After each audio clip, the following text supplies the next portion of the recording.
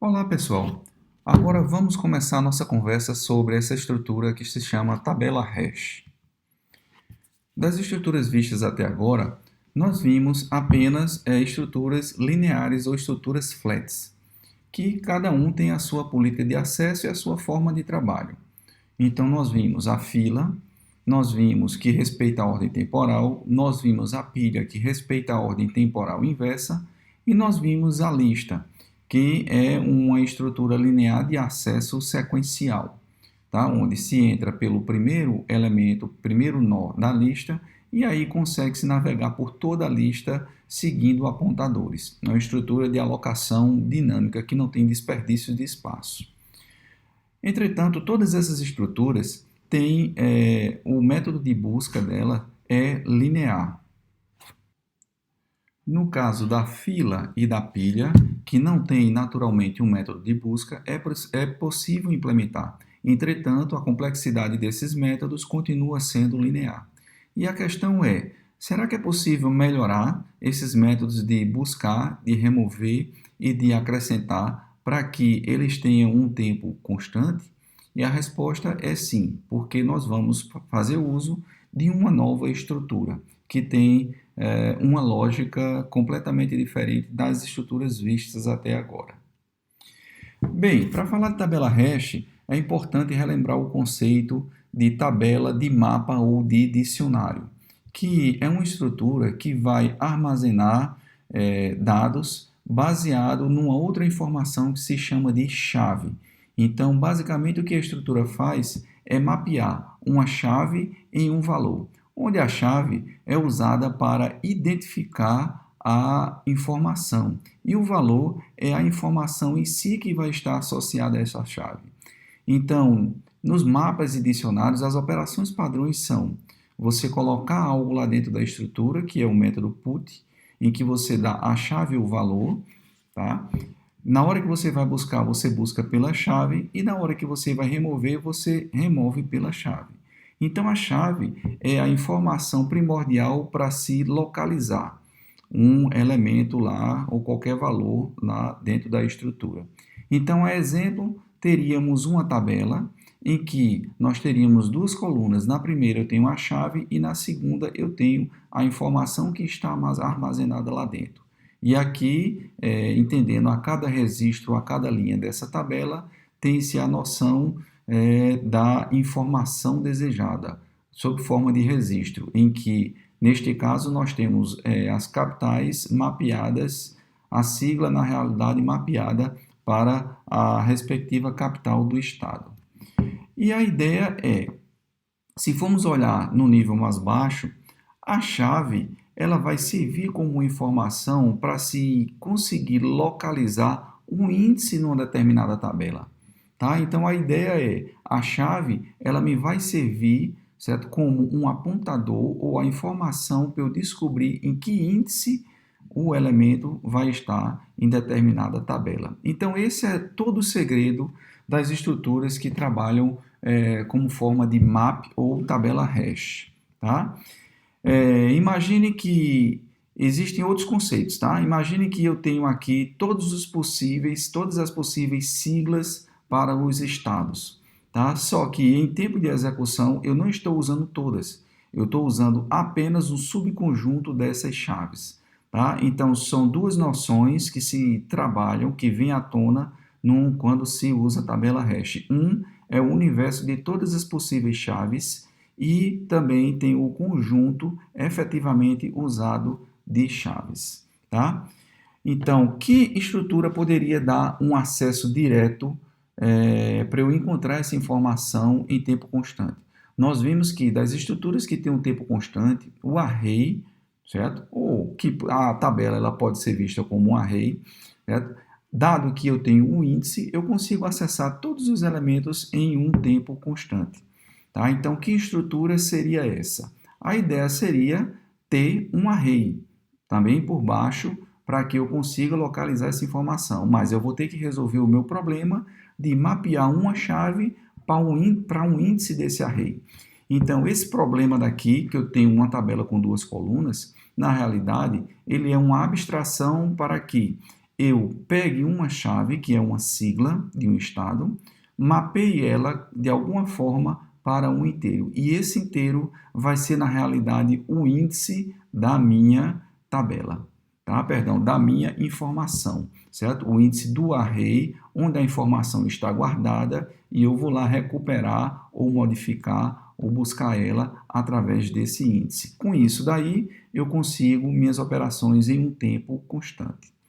Então, a ideia é, dado que eu tenho o meu conjunto de chaves, eu preciso pegar essas chaves, passar por uma função que é chamada de função de hash. E essa função me devolve um índice que eu uso para poder acessar a minha tabela, onde está lá a minha informação. É essa a filosofia da tabela hash. Essa função de hash, ela precisa ser determinística, certo? Do ponto de vista de que você dá uma entrada para ela, ela produz uma única saída, um único índice para aquela entrada, tá certo? Então, isso aqui é a função de hash que nós vamos fazer uso durante a tabela hash. Quando eu tenho um universo de chaves aqui e o conjunto, e esse universo de chaves não é tão grande o suficiente de forma que eu possa acomodar todos em uma tabela, maravilha. Ou seja, se a magnitude do conjunto do meu universo de chaves é igual à magnitude da minha tabela, eu tenho memória, certo? Que é um tamanho de tamanho m, para poder alocar todas elas. Eu resolvo o meu problema utilizando uma tabela de acesso direto, que nada mais é do que uma tabela hash, onde a minha função de hash, certo? Ela é uma função que vai pegar todo mundo e mapear em um único índice da minha tabela, tá certo?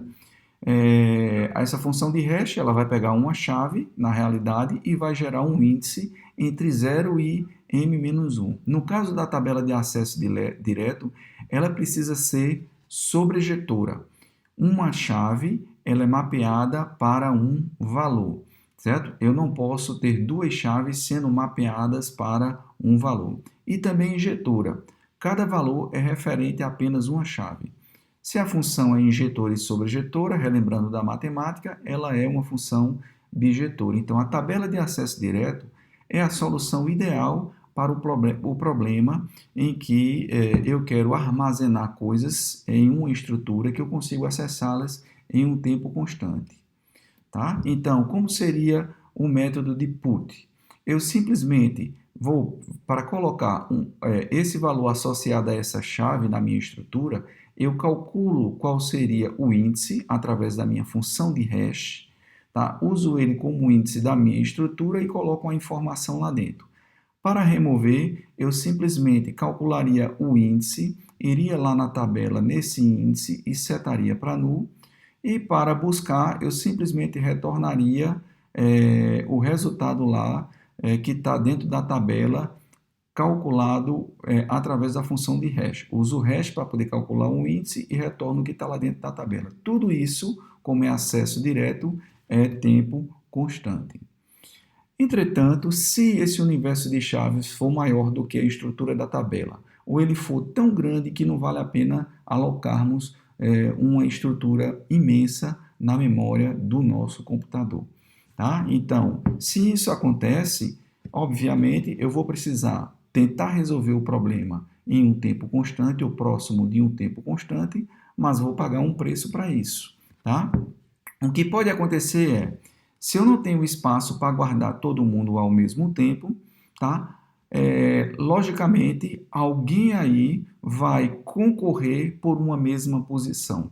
É isso que se chama, dentro de tabela hash, de colisão, fenômeno da colisão, em que eu tenho duas chaves competindo por uma mesma posição. Isso é impossível de não acontecer, porque eu tenho muito mais chaves do que posições disponíveis. E aí, a minha função de hash, ela vai encontrar um índice, mas ela não vai estar livre de mapear duas chaves para o mesmo índice. A função de hash, ela não é perfeita, certo? Toda função de hash, ela pode gerar colisões. Entretanto, o objetivo de uma boa função de hash é minimizar essas colisões. E para resolver esse problema de colisões, nós temos duas abordagens. Uma é usar endereçamento fechado, ou chain, em que um slot da minha tabela, ele vai poder guardar mais de um elemento. E o endereçamento aberto, certo? Em que um slot guarda apenas um elemento. Na hora que eu detecto uma colisão, eu vou em busca de um outro slot vazio. Enquanto que no endereçamento fechado, na hora que acontece uma colisão, é possível que eu possa guardar, certo? Mais de um elemento no mesmo slot. Então, comentando rapidamente sobre o endereçamento fechado, significaria que esse dado daqui, Caio e Júlio, que foram mapeados para um mesmo índice, seriam guardados no mesmo slot da tabela. Para isso, basta apenas que a tabela tenha uma lista de objetos. Ela aceite uma lista de objetos em cada slot. Já no endereçamento aberto, no momento que eu detecto a colisão quando vou mapear Júlio para essa posição, eu vou recalcular o código hash ou o índice e ir em busca de um novo índice na tabela que esteja vazio para poder encaixar esse elemento. O que fazemos se a tabela encher? Quando a tabela encher, nós vamos ver mais para frente com endereçamento aberto em detalhes.